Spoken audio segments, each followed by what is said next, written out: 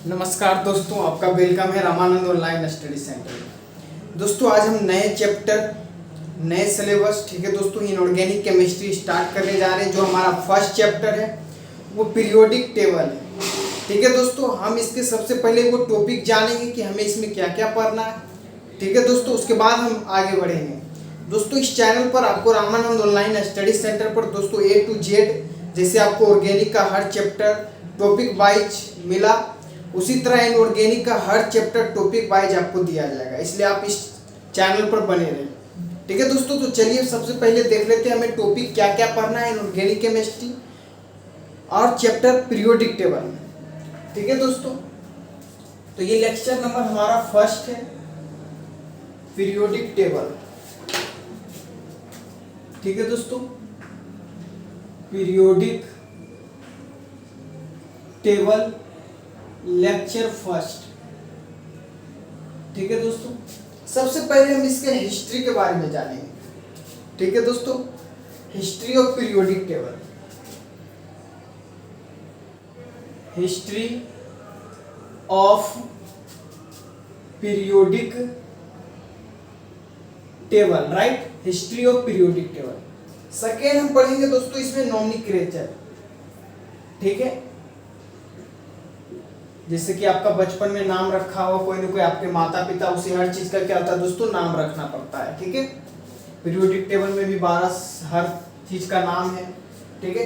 उसके बाद हम पढ़ेंगे दोस्तों जेड इफेक्टिव, ठीक है, and screening effect, screening effect, ठीक है, ये थर्ड हो गया। फोर्थ पढ़ेंगे दोस्तों हम एटॉमिक रेडियस, एटॉमिक रेडियस या फिर एटॉमिक साइज भी कह सकते हैं, ठीक है दोस्तों, एटॉमिक साइज, ठीक है। उसके बाद फिफ्थ में पढ़ेंगे दोस्तों हम आयोनाइजेशन एनर्जी, आयोनाइजेशन एनर्जी, ठीक है। सिक्स्थ में पढ़ेंगे दोस्तों हम electron affinity, electron affinity. Seventh number में हम दोस्तों पढ़ेंगे इलेक्ट्रोनिगेटिविटी, इलेक्ट्रोनिगेटिविटी। लास्ट पॉइंट दोस्तों 8 है हमारा नेचर ऑफ ऑक्साइड, ठीक है, नेचर ऑफ ऑक्साइड। 8 नंबर में क्या है दोस्तों हमारा नेचर ऑफ ऑक्साइड, ठीक है। यहां तक आपको कोई दिक्कत प्रॉब्लम नहीं होना चाहिए, ठीक है दोस्तों।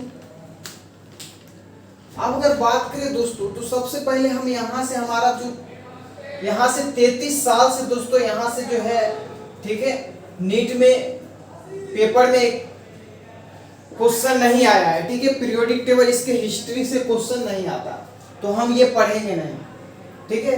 मतलब कि आपको अगर होगा तो हम इसका PDF दे देंगे एक पेज का, आप उसे पढ़ लेना, ठीक है। हम स्टार्ट करेंगे दोस्तों यहाँ से Z effective and screening effects, ठीक है। आप पहले ये टॉपिक आप लिख ले, उसके बाद हम एक करके पढ़ेंगे। हम थर्ड नंबर से यहाँ से स्टार्ट करते हैं, ठीक है।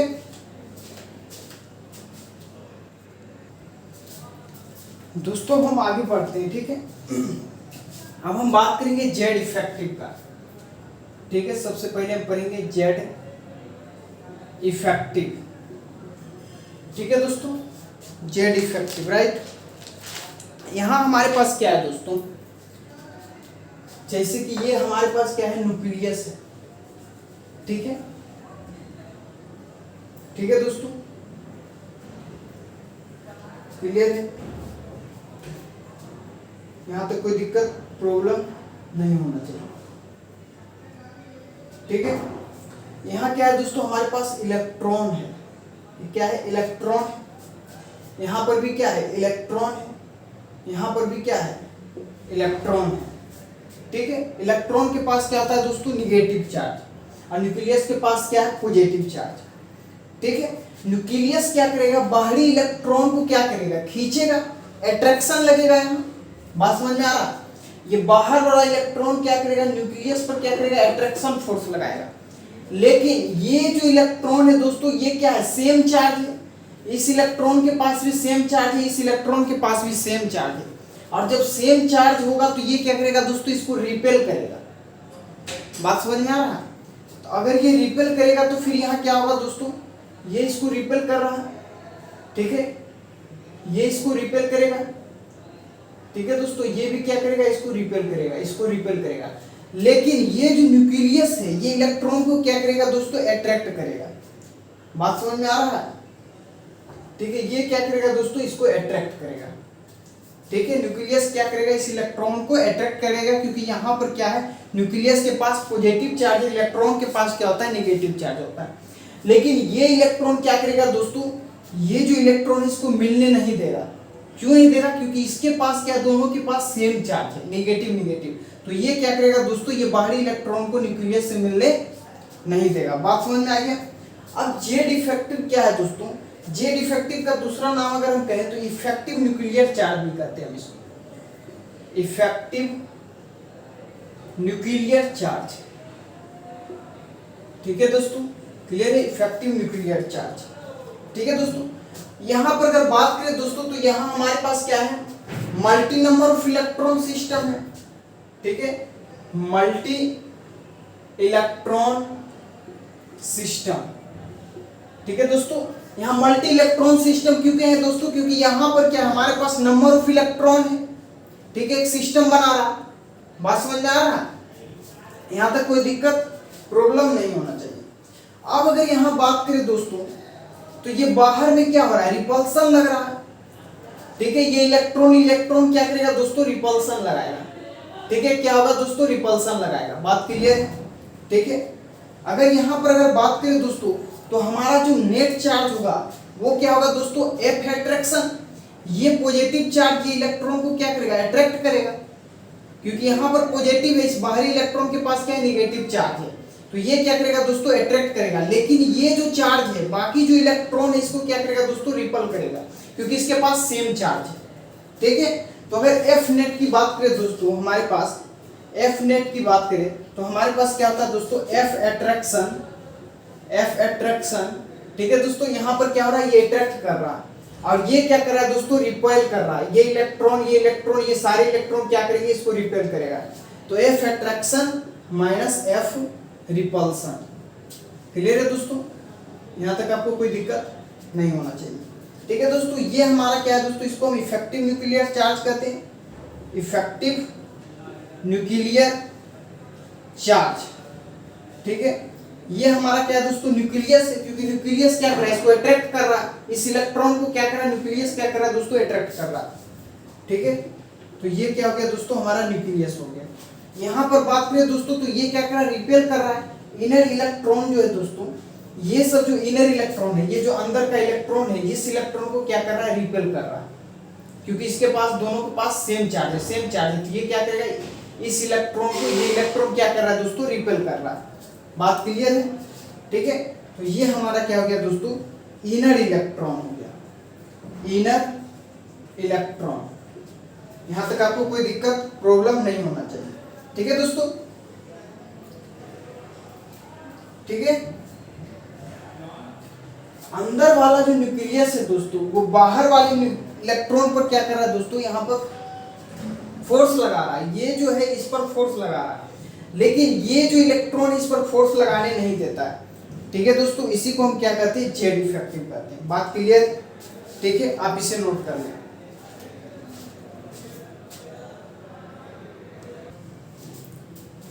अब हम बात करते हैं दोस्तों, एक बार इसका डिफिनेशन लिख लेते हैं, ठीक है, इफेक्टिव न्यूक्लियर चार्ज का, ठीक है। इफेक्टिव न्यूक्लियर चार्ज, ठीक है दोस्तों। इफेक्टिव न्यूक्लियर चार्ज क्या था दोस्तों, net force experience by nucleus and outer most electron, बात या फिर मल्टी इलेक्ट्रॉन भी कह सकते हैं, ठीक है दोस्तों। ये न्यूक्लियस और बाहर के इलेक्ट्रॉन के द्वारा जो फोर्स एक्सपीरियंस किया गया, उसी को हम क्या कहते हैं, इफेक्टिव न्यूक्लियर चार्ज कहते हैं, ठीक है। तो हम लिखेंगे नेट फोर्स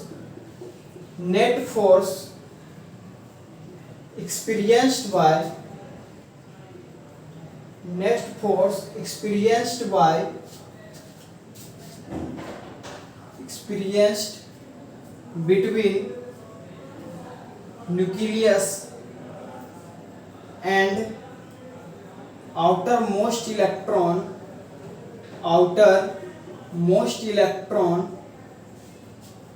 या फिर कह सकते दोस्तों इन्हें मल्टी इलेक्ट्रॉन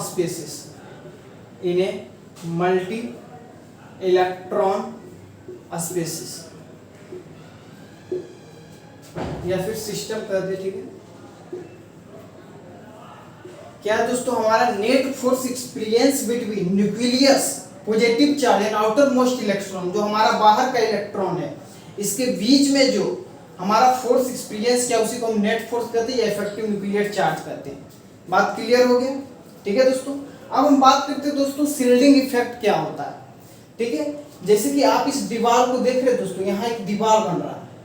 ठीक है, ये दीवार नहीं चाहता है कि न्यूक्लियस और इलेक्ट्रॉन के बीच में अट्रैक्शन हो। ठीक है, एक शील्डिंग का काम कर रहा है, शील्ड बना रहा है, वॉल बना रहा है, दीवार का काम कर रहा है। ठीक है दोस्तों, आउटर इलेक्ट्रॉन और न्यूक्लियस को बीच में आना नहीं देना चाहता। ये पॉजिटिव चार्ज और नेगेटिव चार्ज में क्या होगा दोस्तों, अट्रैक्शन होगा, लेकिन रोक कौन रहा है, ये शील्डिंग इफेक्ट रोक रहा है, मतलब कि ये वॉल का काम कर रहा है। क्लियर है? तो हम एक चीज लिख सकते हैं दोस्तों यहाँ पर। ठीक है, इनर इलेक्ट्रॉन जो है चारों तरफ से क्या कर रहा है दोस्तों, प्रोटेक्शन का काम कर रहा है। ठीक है, ये जो बाहर का इलेक्ट्रॉन है, यहाँ पर ये दीवार क्या करता है दोस्तों, इसको प्रोटेक्शन का काम करता है। ठीक है, इनर इलेक्ट्रॉन जो है, जो इनर इलेक्ट्रॉन है, जो ये आप इलेक्ट्रॉन देख रहे हैं दोस्तों, ये इनर इलेक्ट्रॉन नहीं चाहता है कि आउटर इलेक्ट्रॉन और न्यूक्लियस के बीच में क्या हो दोस्तों, अट्रैक्शन हो। तो हम यहाँ पर एक लाइन लिख सकते हैं दोस्तों कि inner electrons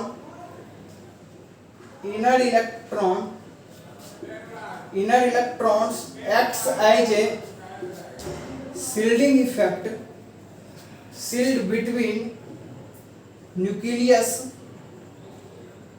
and outer electron.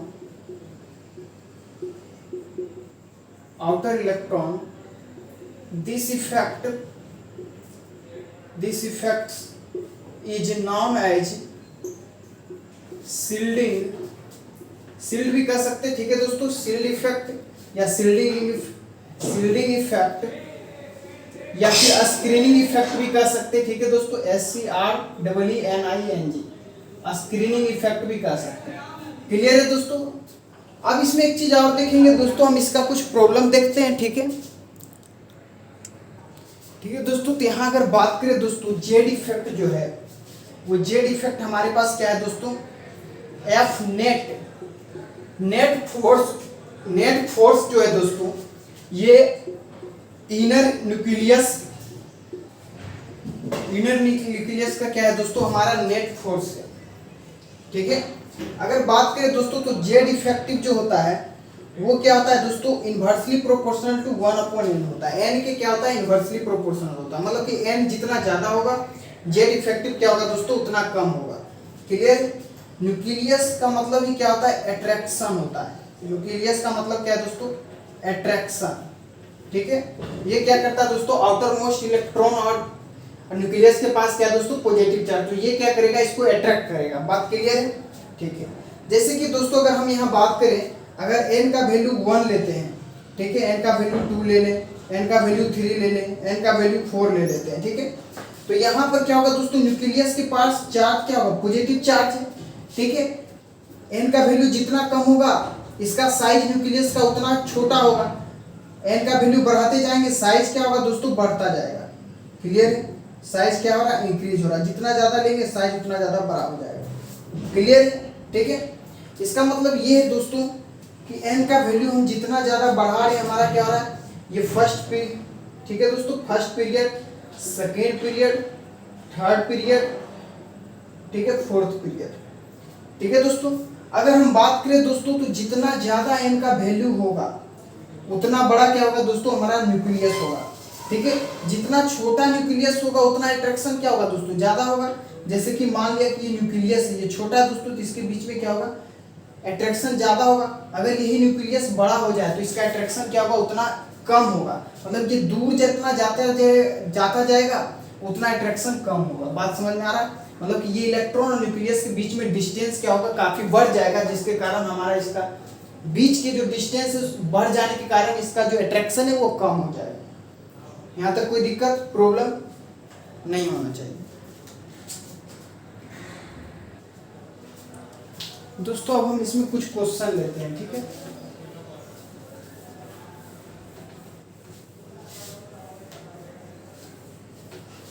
अगर हम इसमें क्वेश्चन ले दोस्तों, ठीक है, जेड इफेक्टिव ऑर्डर देखिए, हमारे पास एस है, पी है, डी है, एफ है। इसमें आपसे पूछा जा रहा है कि जेड इफेक्टिव का ऑर्डर क्या होगा, ठीक है दोस्तों। तो आप बता सकते हैं ये क्या है दोस्तों, ये न्यूक्लियस के नजदीक है, ठीक है। अगर न्यूक्लियस के पास होगा तो इसमें ज्यादा अट्रैक्शन लगेगा, ये दूर है तो इसमें कम अट्रैक्शन लगेगा। तो ये हमारा क्या हो जाएगा दोस्तों, जेड इफेक्टिव का ऑर्डर हो जाएगा, ठीक है। क्लियर दोस्तों। अगर हम एक और एग्जांपल ले 1s 2s 2p 3s 3p 3d 4s 4p 4d 4f, अगर इसमें जेड इफेक्टिव का ऑर्डर देखें दोस्तों, तो ये क्या है दोस्तों, s जो है ये क्या है, न्यूक्लियस के नजदीक है। अगर वैल्यू सबका सेम हो जाए, जैसे कि यहाँ 2s है 2p है, 3s 3p है, ठीक है, तो हम क्या करते हैं दोस्तों, s p d f इस तरीके का ऑर्डर से क्या करते हैं दोस्तों, हम कंसीडर करते हैं, ठीक है।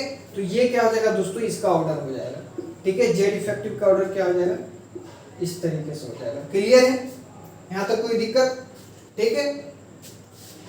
इनर इलेक्ट्रॉन क्या करता है दोस्तों, inner electron acts as a shielding effect, shield between nucleus and outermost electron, outermost electron। Clear है दोस्तों, ठीक है। चलिए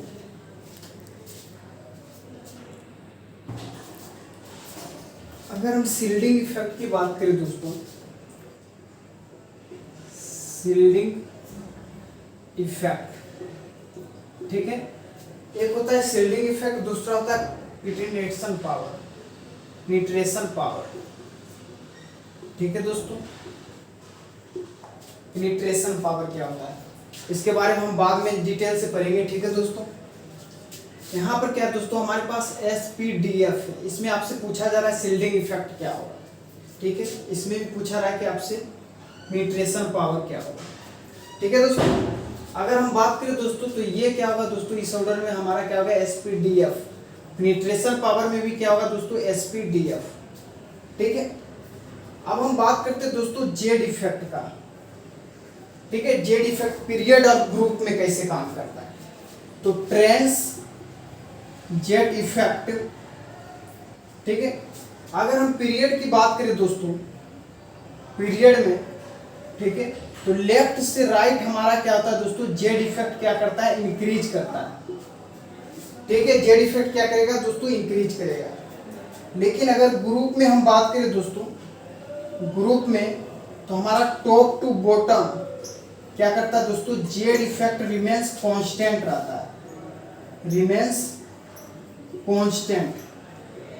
हम इसी मान के चलेंगे दोस्तों, लेकिन इसमें क्या होता है, स्लाइटली इंक्रीज करता है, लेकिन जिसको हम इग्नोर करते हैं, ठीक है, स्लाइटली इंक्रीज करता है, ठीक है। इसको हम नहीं लेंगे, हम इसको लेकर चलेंगे, ठीक है। क्लियर है, यहाँ तो कोई दिक्कत नहीं होना चाहिए, ठीक है। तो जेड इफेक्टिव क्या था दोस्तों, न्यूक्लियस का अट्रैक्शन, ठीक है। टॉप टू बॉटम जाएंगे दोस्तों, तो न्यूक्लियस का अट्रैक्शन क्या होगा, कांस्टेंट रहेगा, ठीक है। पीरियड में बात करेंगे तो ये क्या होगा दोस्तों, हमारा जेड इफेक्टिव इंक्रीज करते जाएगा, ठीक है। कोई दिक्कत,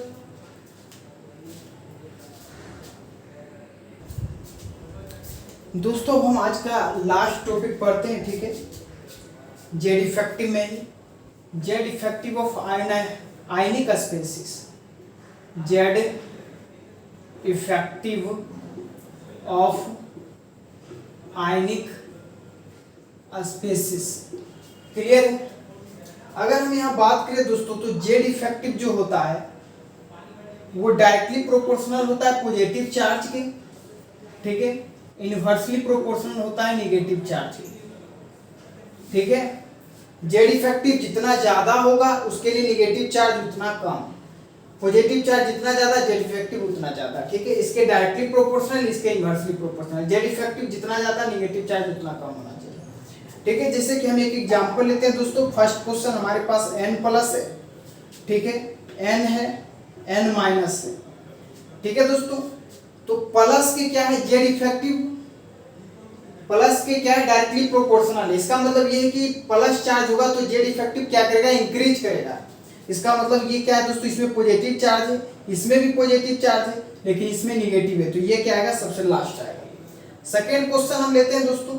जैसे कि हमारे पास है n minus 3 O minus 2 I minus Na plus Mg plus 2 Al plus 3, ठीक है दोस्तों। अगर इसमें हम बात करें दोस्तों तो इसमें भी वही होगा, जिसमें जितना ज्यादा पॉजिटिव चार्ज उतना ज्यादा जेड इफेक्टिव।